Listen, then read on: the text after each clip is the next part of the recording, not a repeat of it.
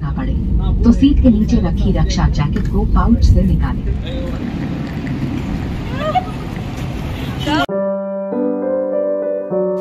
Hello সবাইকে, কেমন আছো তোমরা সবাই? আশা করি খুব ভালো আছো।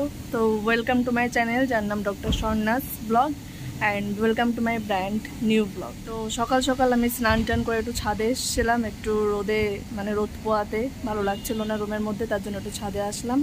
তো তোমরা জানো মায়ের কেমোর ডেট নেক্সট কেমোর ডেট 15 তারিখে ফিক্স হয়েছে, 15 তারিখ দেবে।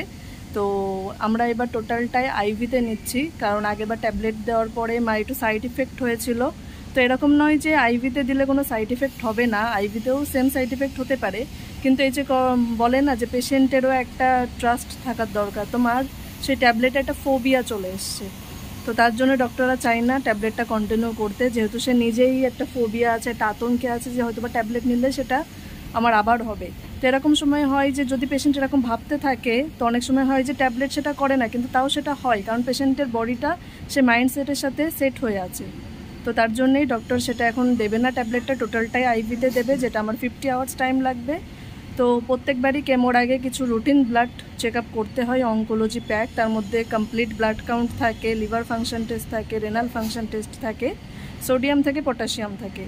তো এগুলো প্রত্যেকবারই কেমো দেওয়ার আগে একবার করে টেস্ট করে নিতে হয় যে সব কিছু ঠিক আছে কিনা, ঠিক না থাকলে কারেকশন করে নিতে হয়। তো তার জন্যেই আজকে আমরা যাব ওই টেস্টগুলো করার জন্য, ব্লাড দিতে। তারপরে যদি সব কিছু ঠিক থাকে, হোপফুলি 15 তারিখে সেকেন্ড কেমো হবে। তো এখন আমরা রেডি হসপিটালের দিকে রওনা দেবো। চলো শুরু করা যাক আজকের ব্লগ, আর টোটালটাই আমি তোমাদেরকে কেমো প্রসিডিউরটা এই ব্লগেই দেখাবো। তো চলো জার্নি শুরু করা যাক সেকেন্ড কেমো সাইড। তো পরের দিন সকাল সকাল আমরা বেরিয়ে পড়লাম হসপিটালের উদ্দেশ্যে। সেখানে শুরুতেই আগে আমাদের ব্লাড টেস্টগুলো সব কিছু করতে হবে, আগে ব্লাড টেস্ট করে তারপরে আমরা চলে যাব পিক লাইনের ওখানে। তো আমরা চলে এসেছি, মাকে অ্যাডমিট করে দিয়েছি। এটা কিছুক্ষণের জন্য অ্যাডমিট থাকতে হবে, একটা মাইনর ওটি টাইপের, তো তার জন্য সব কিছু রেডি করতে হবে। আর এই দেখো আমরা ওটির বাইরে ওয়েট করছি, মা রেডি আর আমি বাইরে ওয়েট করছি, মাকে নিয়ে গেছে, কখন আসবে। এই হচ্ছে পিক লাইন। কালকে যেটা করতে আমাদের পুরো সারাদিন কেটে গেল, একটা মাইনার ওটি টাইপেরও হয়। এটা কিন্তু একটা ক্যানুলা, যখন কালকে কেমোর টাইমে এটা খুলবে তখন আমি তোমাদেরকে দেখাবো। এটা একটা ক্যানুলা, লং ভেইন, বেসিলিক ভেইনের মাধ্যমে চলে গেছে। আর এখানে এটা 6 মাস অবধি এইভাবেই থাকবে। এটাতে শুধু জল লাগানো যাবে না, এত বড় ব্যান্ডেজ থাকবে না, কালকে থেকে এখানে একটা ছোট ব্যান্ডেজ থাকবে, কিন্তু এটা আমি 6 মাস রাখতে পারবো। যত আইভি কিছু যাবে, স্যালাইন হোক, কিমো হোক, কোনো ওষুধ হোক, সব কিছু এর মধ্যে দিয়ে যাবে। কোনো রিপিটেড ক্যানুলা করার কোনো দরকার নেই। মার ভেইনগুলো ন্যারো হয়ে গেছিলো, সেই জন্যই ডক্টর এটা সাজেস্ট করেছে, আর এটা করতে হয়েছে, যাতে মাকে বারবার ক্যানুলা করতে না হয় আর কষ্ট পেতে না হয়। তো এটা একবার করা থাকলে আর ক্যানুলা করার কোনো দরকার হবে না। তো এটাই কালকে করতে গেছিলাম।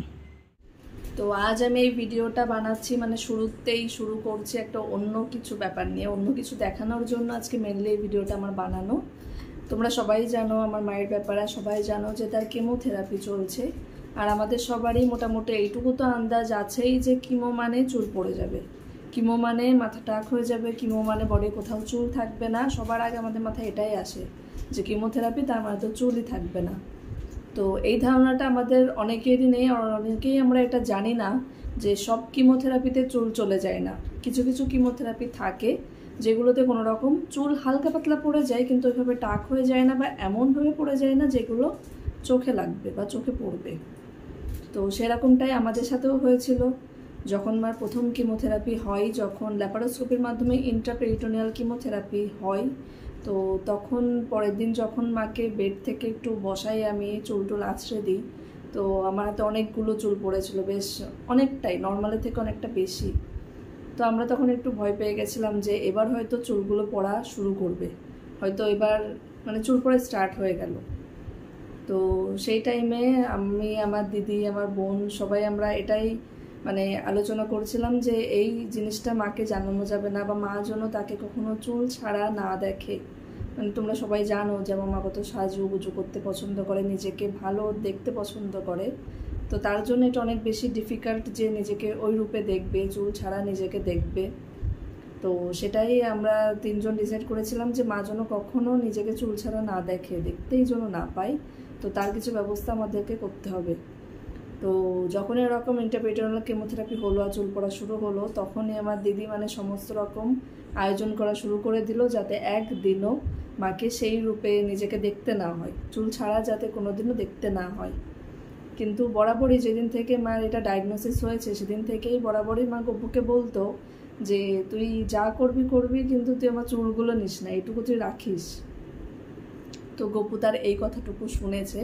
তোমরা জানো একটা কেমোথেরাপি হয়ে গেছে, দুটো কেমোথেরাপি হয়ে গেছে, কিন্তু চুল কিন্তু পড়েনি, আর চুল পড়বেও না। ডক্টর এটা অ্যাসিওর করেছে যে এই কেমোথেরাপিতে কোনো রকম চুল পড়বে না, তো চিন্তা করার কোনো বিষয় নেই। তো গপু হয়তো তার এই কথাটাই মানে ডাকে সাড়া দিয়ে দিয়েছে, তার ইচ্ছাটা পূরণ করবে, তার এইটুকু তাকে সান্ত্বনা সে গপু রাখবে, এইটুকু সান্ত্বনা দেবে। কিন্তু আমরা তো অ্যারেঞ্জ করে নিয়ে বসে আছি। তো তোমাদেরকে আমি দেখাই যে আমার দিদি ইংল্যান্ড থেকে কি কি পাঠিয়েছিল যাতে মাকে একদিনও চুল ছাড়া দেখতে না হয়। তোমাদেরকে এক এক করে আমি সবগুলোই দেখাচ্ছি।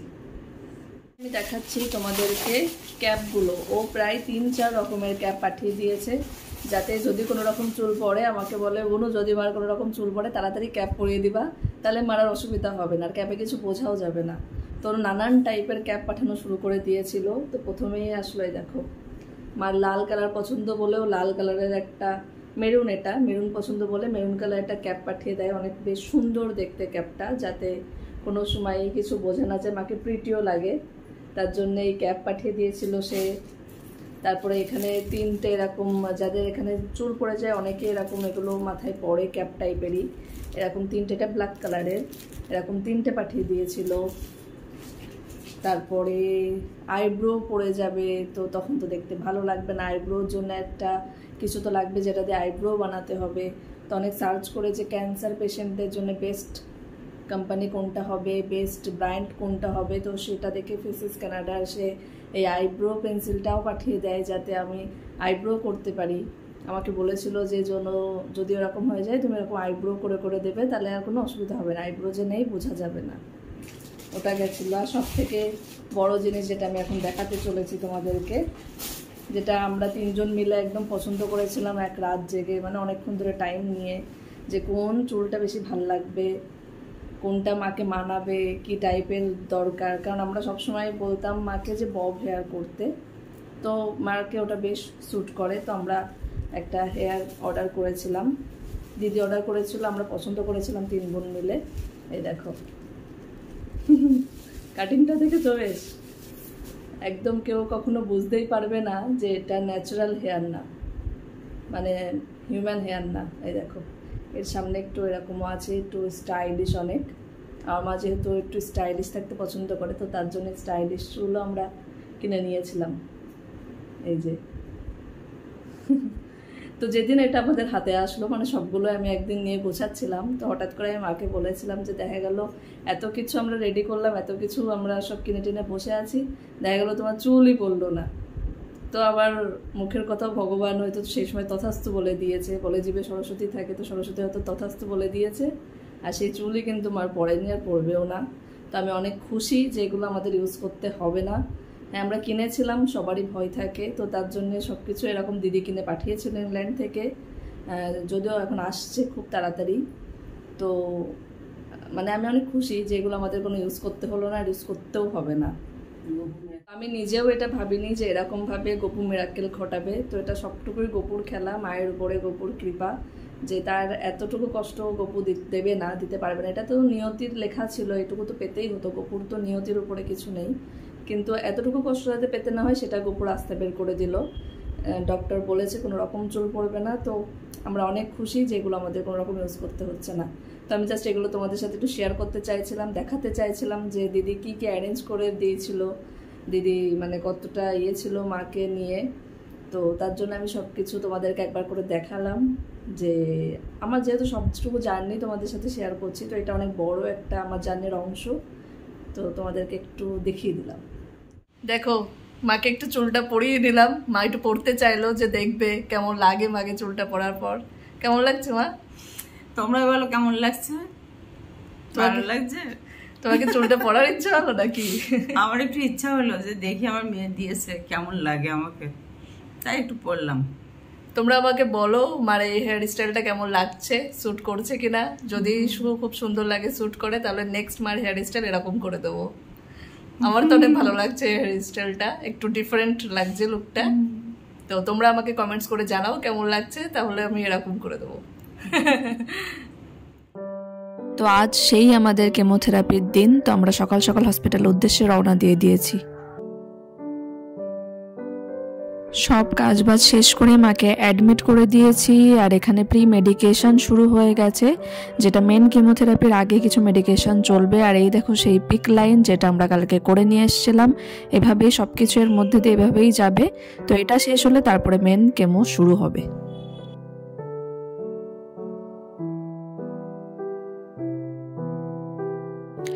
তো সবকিছু টেস্ট করার পরে জানা গেছিল মার একটু হিমোগ্লোবিনটা কম আছে, এটা কিমোথেরাপি সাইড এফেক্টে হয়। তো আমাদেরকে এক ব্যাগ ব্লাড দিতে হবে, তো সেটাই অ্যারেঞ্জ করা হয়েছে। এখন ব্লাড চলবে, তারপরে কিমোটা স্টার্ট হবে। তো এখন বাজে 8:21, 22 বাজলো, রাত 8:22।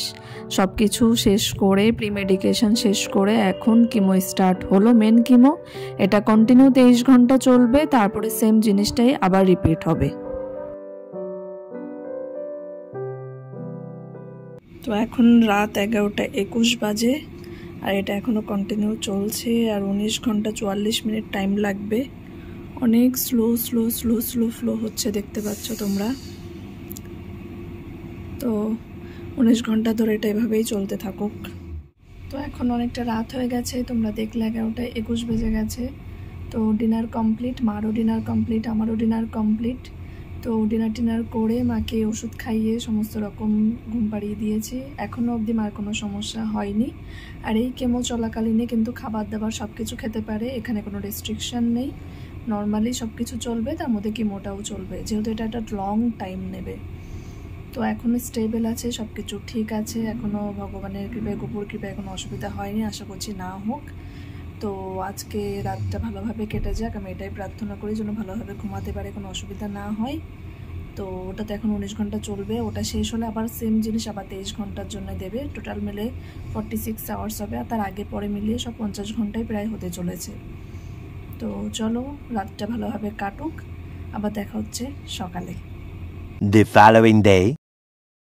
সো গুড মর্নিং, সকাল সকাল উঠে পড়েছি। এদিকে ব্রেকফাস্ট হয়ে গেছে, মা ডক্টর এসেছিল, দেখে গেছে, এখনও কেমো চলছে।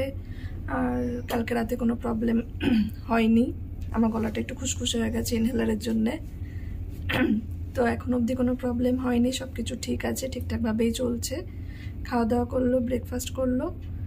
তো এখন আমিও একটু ব্রেকফাস্ট করি আর দেখতে থাকি আগে আগে কি হয়। একটু ব্লাড সুগার লেভেলটা বেড়ে গেছে, সেটার জন্য ইনসুলিন দেওয়া হচ্ছে, আর বাকি সব নর্মাল আছে। তো এখন বাজে 11:30, মানে 11টা বেজে গেছে, 11টা একটু বেশি। আর এই যে দুধ আর কর্নফ্লেক্স খাচ্ছে, বসে আছে।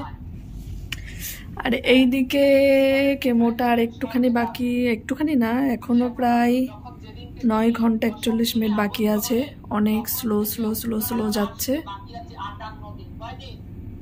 আর এই যে কীর্তন শুনছে।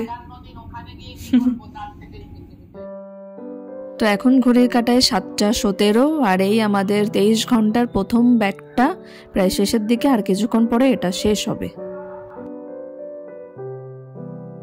ফাইনালি একটা পর্ব শেষ করে আমরা দ্বিতীয় রাউন্ডে অ্যাড হলাম 7:39।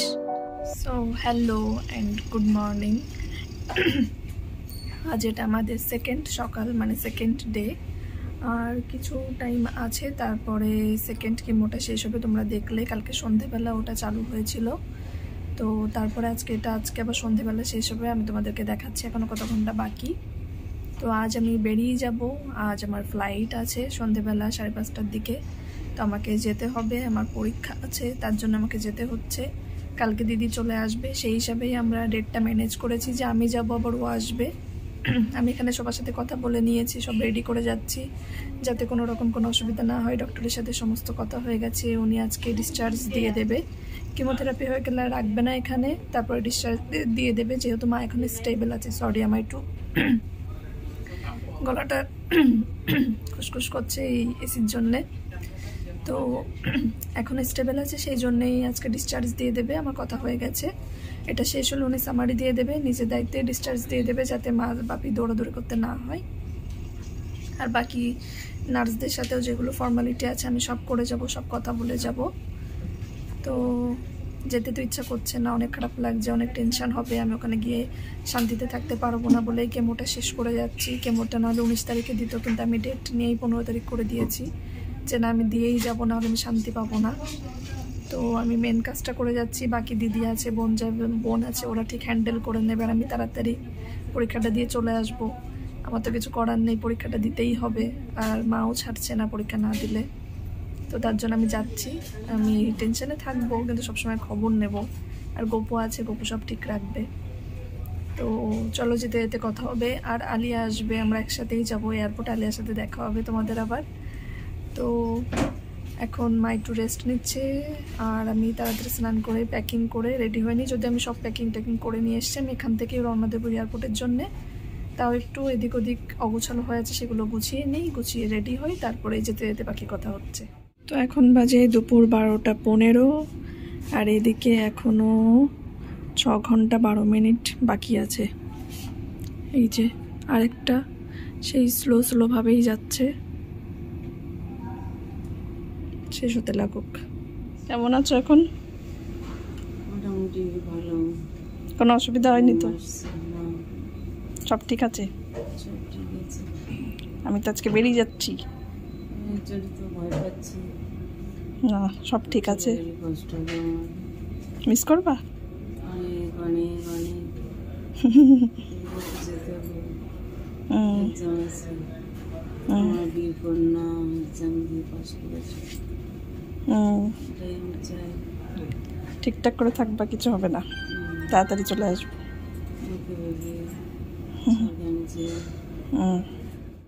তো সব কিছু রেডি করে আমি বেরিয়ে পড়েছি এয়ারপোর্টের দিকে। যদিও একটা অশান্তি লাগছে, ভালো লাগছে না, কিন্তু করার কিছুই নেই, আমাকে যেতে হবে। তো বেরিয়ে গেছি, এখন এয়ারপোর্টের দিকে যাচ্ছি। ফ্লাইট আছে, তো 2 ঘন্টা আগেই বেরিয়েছি, কারণ আমার যেতে প্রায় 1 ঘন্টা আধা ঘন্টা বেশি টাইম লেগে যাবে।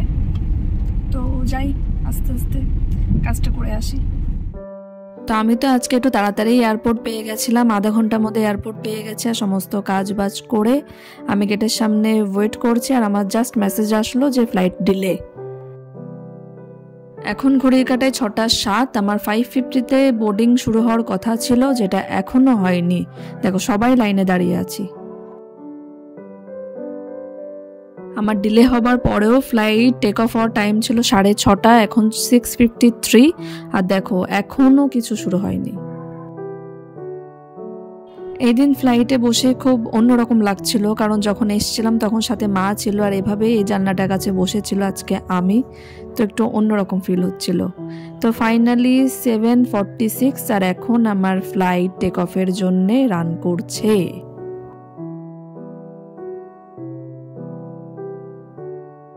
তো আমি পৌঁছে গেছি আমার শহর কলকাতা।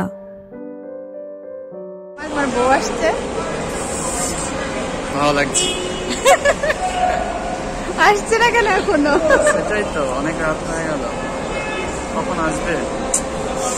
আমরা তো বরফ হয়ে গেলাম।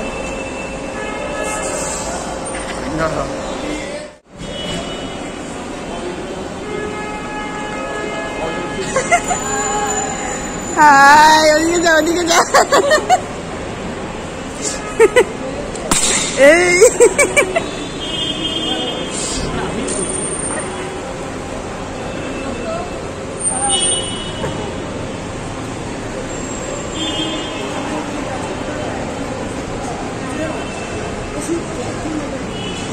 আমরা চলে এসেছি ফাইনালি আবার 1-2 মাস পরে।